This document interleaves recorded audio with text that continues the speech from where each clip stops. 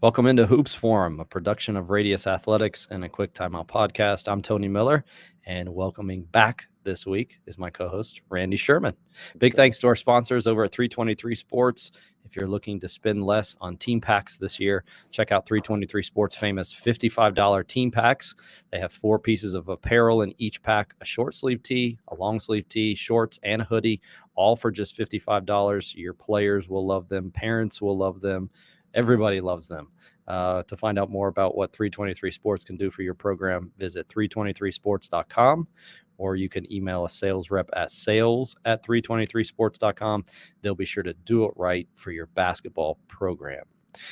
We are entering here the early months of basketball practices. And one thing that I asked this last week, Randy, on my Twitter account, I did a poll and asked coaches, what do you focus on in the first week? More so offense, more defense, or kind of 50-50 split? Yeah. I was a little surprised at the responses that I got. I had 28% of them said offense, 29% of them said 50-50 split, and then 43% of them said defense.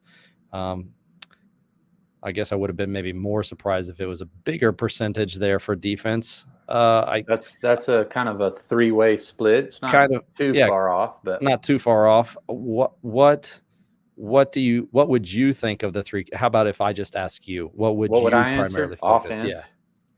And reason being why? Just sort of the timing and sequencing and coordination it takes to sort of run a nice half court offense, and just to me, just needs more time than anything else. So I would say we're still going to obviously practice those other things and do some both and do some defensive only breaking down. But I would say probably I would have answered offense and been in that, was it 29%? Yeah, I wondered how many of them, like the thought process behind it. I doubt they would be all the same. I've heard some. I've even felt this sometimes. Like, you want to make sure that your players know that the defense is an important part of it. I've never had to talk anybody into playing offense, I guess is what I'm saying. So the just knowing that the defense is a priority. I wondered how many of them it was based off of, the old slogan, defense wins championships. Well, I think somewhere in our coaching hardwiring, I think people are kind of more of an offensive guy or more of a defensive guy or gal. I don't, like you see that in football, it's pretty common. Like, he's a defensive coordinator. He came up on the defensive side of the ball and now he's a head coach, or, or offense. You see that on the football side. That's pretty common. But in basketball, we got to coach it both. It's more free flowing. It's the same players, but I do think that if we kind of have just sort of a natural inclination toward one side of the ball or the other, and maybe even do a little better job on one side or the ball or the other, I would say mine is probably offense. But that being said, you got to coach it both, and I want to have a good defense as well. So but I'd say more of my focus would be probably on offense. If you gave me only those choices. Yeah. So we decided to go with what the consensus voted on. And so we're going to talk a little defense today. And I wanted to ask you. The people have spoken. The people have spoken. And now, so we're going to go ahead and give into it and talk a little bit defense. And I've got some, just get your random thoughts, I think, on some different topics, some that have come from some of the drills and small-sided games that I've posted and gotten some feedback from coaches. And so it may be a little all over the place, but I do think it would kind of give some light into at least one coach's kind of thought process for it, maybe encourage or stimulate the thinking of like why you do the things that you do or choose the things you do, or what you finally come upon, like this is what it's going to be within our entire system or whatever.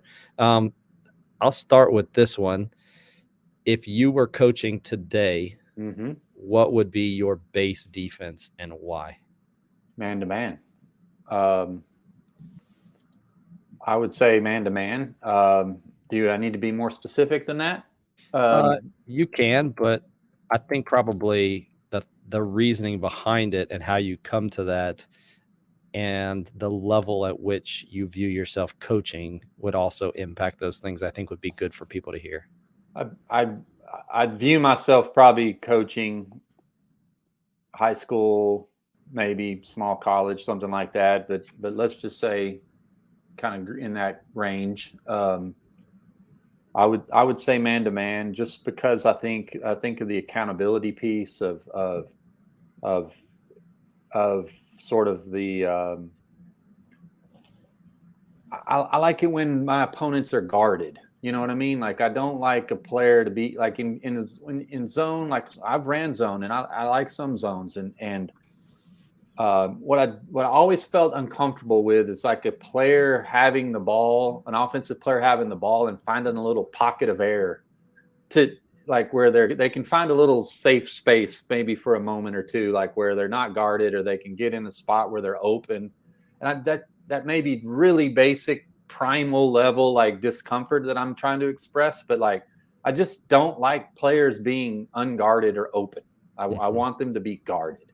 Mm-hmm. So that's super simplified answer of why is like I'm more comfortable when my team when the opponent is being guarded closely Mm-hmm. than them being able to find a gap or a little space or getting a short corner behind the defense and having room to operate. Like I just never really felt great about how that looked and felt at all. So The biggest piece for me was the accountability part, where whether mm-hmm. it's rebounding or staying engaged throughout the possession, the zone of sitting in our areas, whether or not you're aggressive with it or not, um, there was always that at the end of the day, somebody, as I watch film, could justify why they didn't have that person or why they Mm-hmm. didn't box out that person, or and just creating that more of aggressive mindset. But with that being said, we've actually used a little bit more zone the last couple of years, but Yeah. we've used the matchup zone and taught it Okay. more of a more of a man. I'm matched up from somebody with somebody from the beginning, and I'm always accountable to somebody.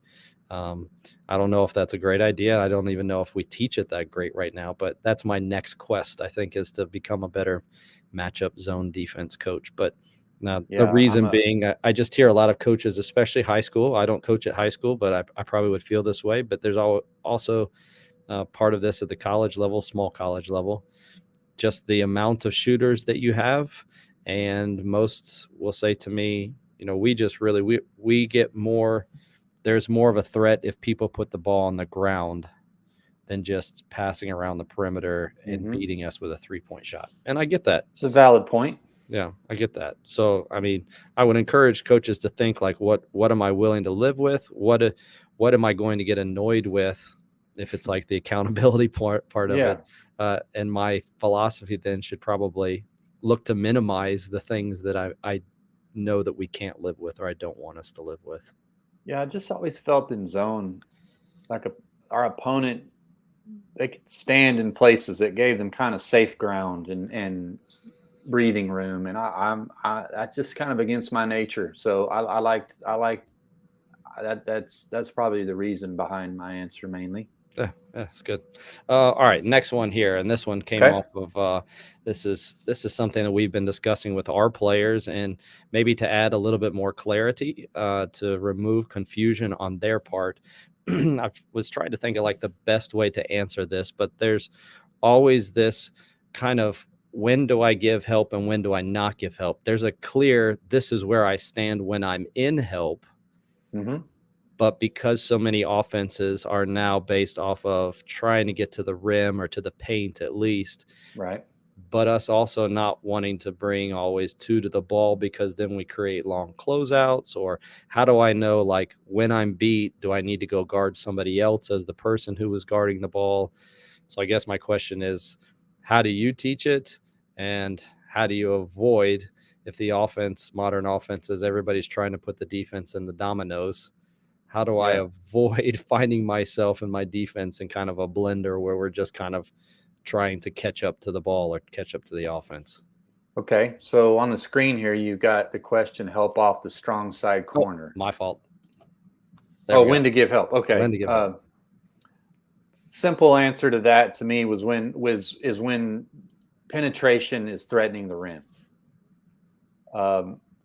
When there's, and if we're talking about dribble penetration, now we might have to help on a post entry or a backdoor cut I'm talking about dribble penetration, help on dribble penetration. Mm-hmm. I would say is when that drive threatens the rim, that's when we need to help. I do see a bit of over helping sometimes in defense where, like, man, anytime a guy hears a ball bouncing, like someone's yelling help, like it's as soon as you hear the error or the ball dribbled, help. I'm not in that camp. I want the on ball defender to win that matchup, compete on the second or third dribble. But if they're defeated and that drive is threatening the rim, we gotta protect the rim. We gotta help at the rim. So that's my short answer. When to give help when a drive is threatening the rim. We've probably even gone earlier than that, and I think it's out of oftentimes the help comes too late or so late that you end up either fouling. We went with just, I mean, if the guy gets even kind of a small advantage and a half step in front of you, is to go ahead and let the help defender step up and meet him chest to chest, and then you rotate off of him. And that creates its own set of problems. But that key word that you said, the over helping, I tweeted the other day, I feel like it's a pandemic in basketball because there's oftentimes you'll see 2 or 3 people and they'll say, well, we were stunting at the ball, but you've got 3 or 4 people now surrounding the ball in the paint. And now it's just wide open. It's almost like shooting practice for teams on the outside. So I think giving clarity to your team about like when exactly to help, like, and the more specific that you can be, the more specific then you can be accountable, holding them accountable in a film room by saying, we should have peeled off here, or we should have gone away from 2 here, because of what it creates for the offense, the 3-point attempts on the outside. So just being clear, I think, about like when exactly we're giving help rather than just, when he helps, if you think he's going to get to the rim, like go ahead and step in and help there. Yeah, I think too that's a form of discipline, right? Like you feel like you're doing something good. I'm helping, but we have discipline about who helps and where they come from and who helps the helper. And if that ain't you, don't help. That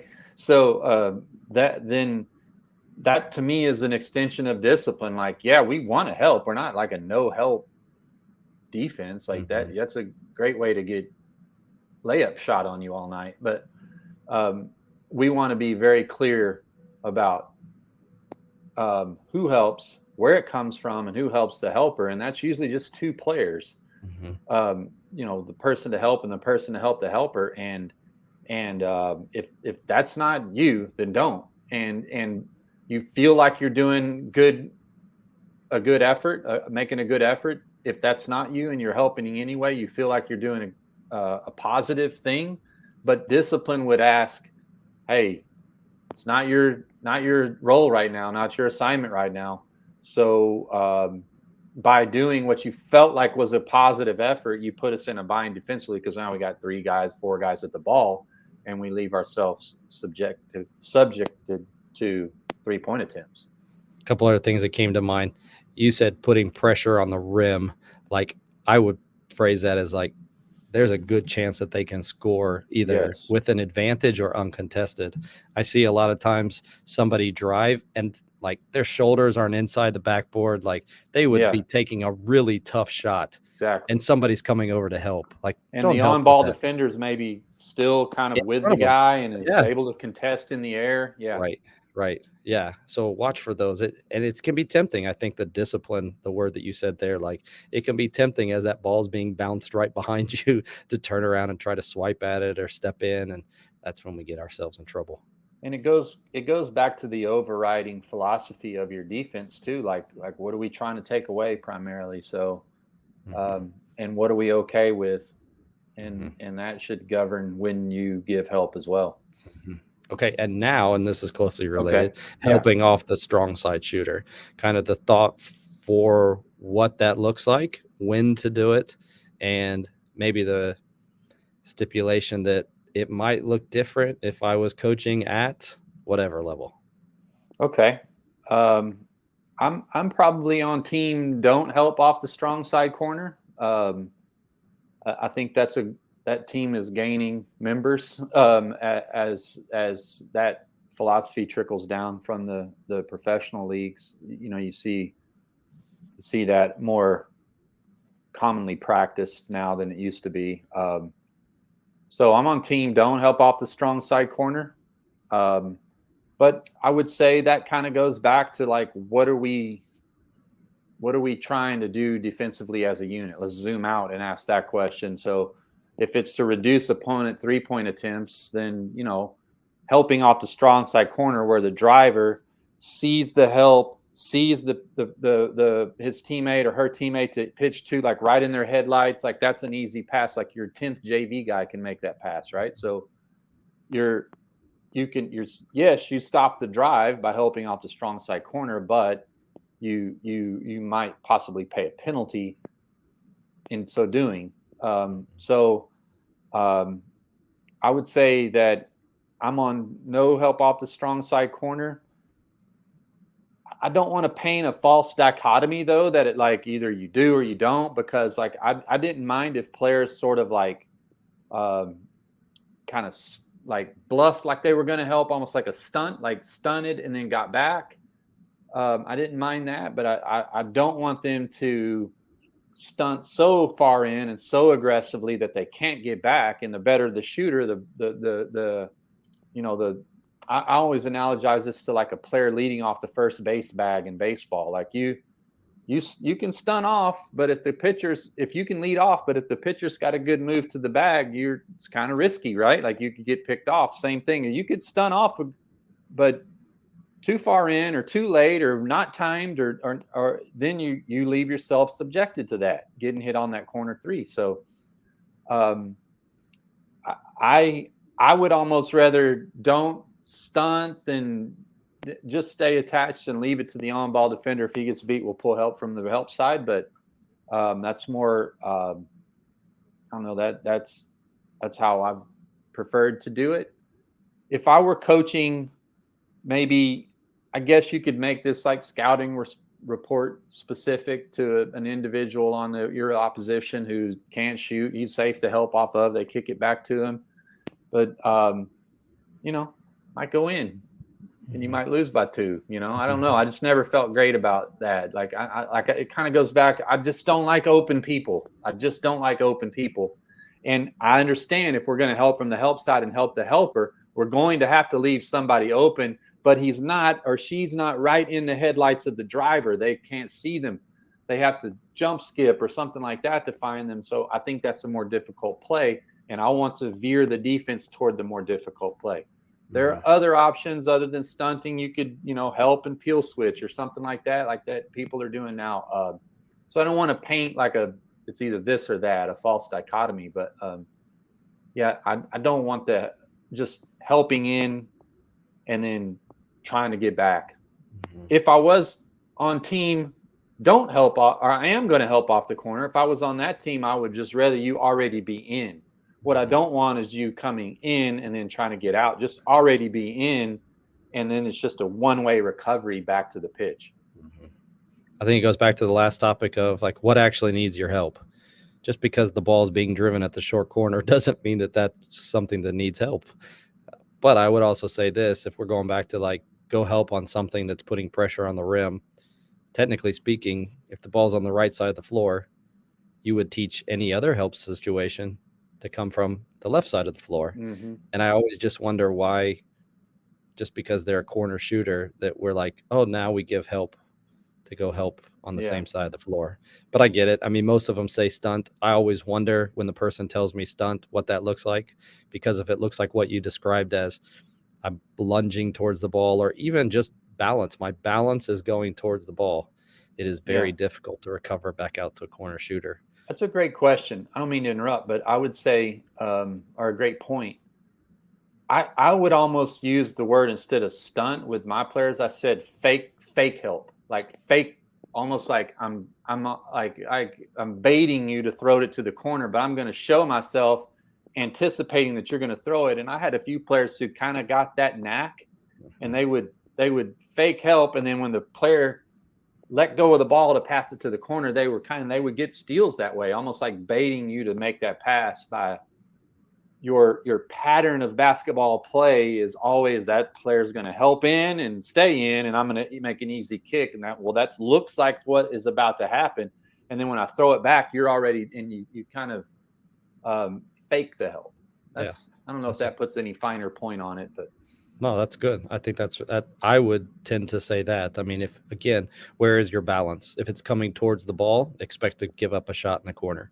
Now, whether or not the person that's standing out there can make it, I know can be argued. The level, who's standing out there, how whatever. quick their releases, all of that, but I want you there on the catch, man, or take away the catch or there on the catch. I don't like open players. So right. I think the other extreme of this that maybe people think like NBA has even changed with this. It's not like you're turning and running to deny because we don't even want that guy touching the ball. I heard one assistant coach at the NBA level say we want to be 70% committed to the corner and 30% committed to the drive. So we're still emphasizing staying with that guy in the corner, but it's not like we're ignoring the ball as well. So you're shrinking the space a little bit, but yeah. Right. I think probably an overemphasis on one or the other will probably result in something that you're not probably willing to live with. So, yeah. All right, next one here. This is always a question that I get. It's for teams typically that are using something other than like a base defense. Excuse me. How much time do you spend on something other than your base defense? Like a secondary defense. It's like if you're a man team, but you have a zone that you may need at some point, how much time are you devoting to it? Right.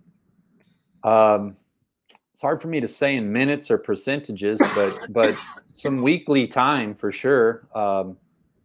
I coached primarily man-to-man defense, and but we did play some zone, 2-3 zone, and I spent some time teaching the zone. But if for no other reason, I want us to have a good one to practice against. So when we're practicing against the zone, it can kind of behave well, and we've got a coached up zone to practice against, because we might play an opponent who plays this zone, or we will play an opponent probably who plays this zone. So I wanted to have a good representation of it in our playbook, so if for no other reason to practice against it, but it might come in handy at times as well. I would say a weekly period devoted to your secondary base defense seems like a minimum to me. Your secondary defense other than your base. I kind of tended to pull it out and polish it up when I thought that it might be something we would use a little bit more against a certain opponent than just say spot it every now and then. Like we might actually like play it some, and I would bring it out, polish it up, give it some more attention, do some breakdown drills for it. If we were going to use it against a specific opponent.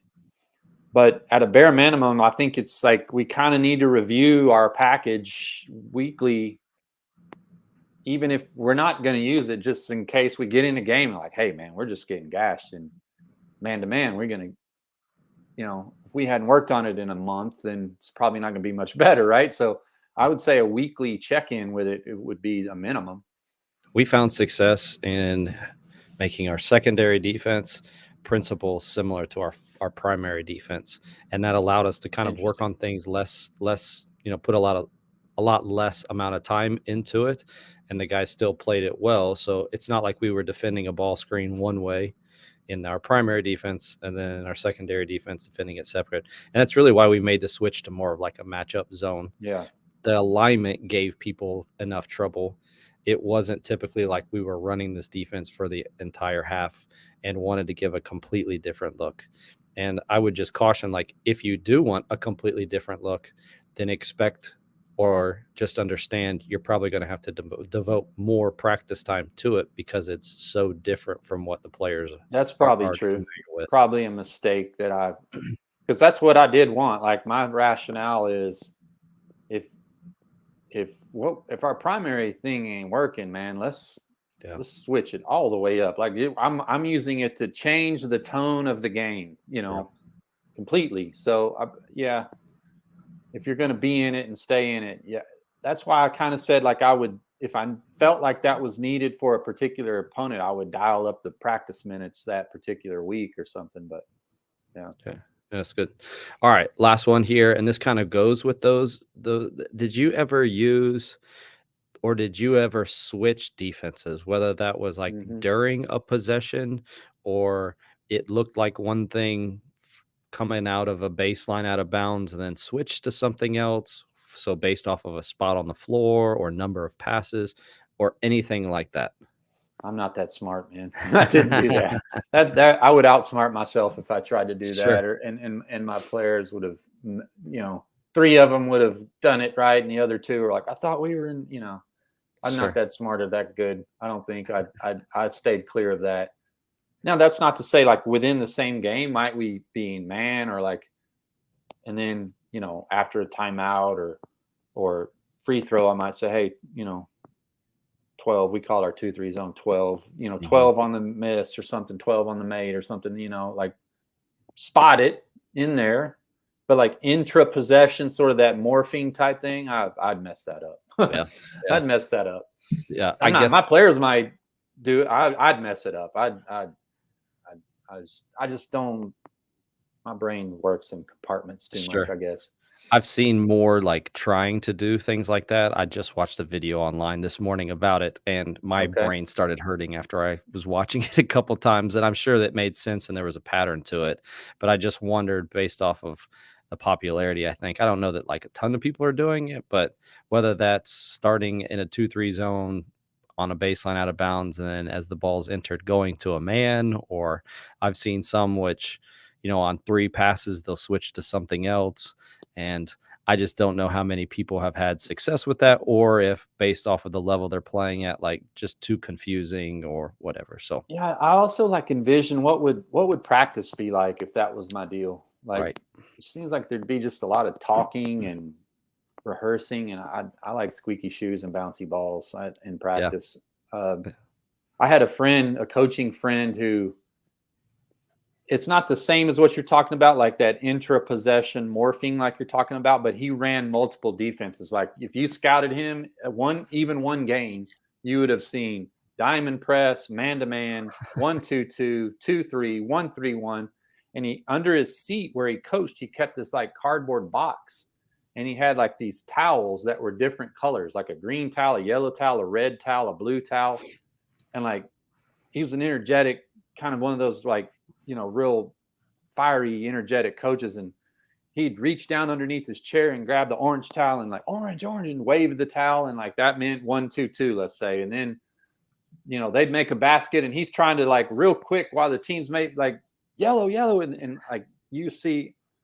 And I was like, wow, okay, there's a lot going on here. And now I can see how you know, during the course of a 4-quarter game, if I'm seeing man to man the whole game, but we ought to start adjusting, executing, Mhm. unless the team's clearly better than us, we can kind of find our flow and rhythm against a certain defense, and how a changing, okay, they're in 2-3 now. Wait, now, about the time we get 2-3 unlocked, they've switched to a 1-2-2. And about the time we get that unlocked, they're back to man. I can see how that is troublesome to play Mhm. against.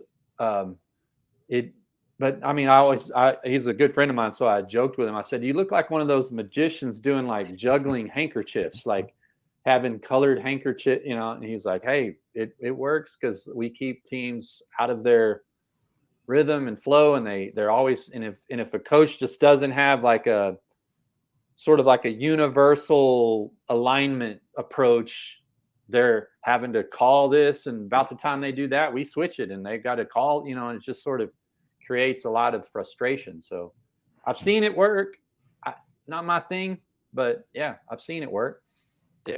During these early months, especially or these early weeks, like I guess the overarching principle here is like how much time are you willing to devote to these things, and are you willing to sacrifice maybe some other things for these things if you view them as being that important. And to your point, probably some of these things would take up more time or more manpower than probably the return that you're going to get on the investment that you give to them.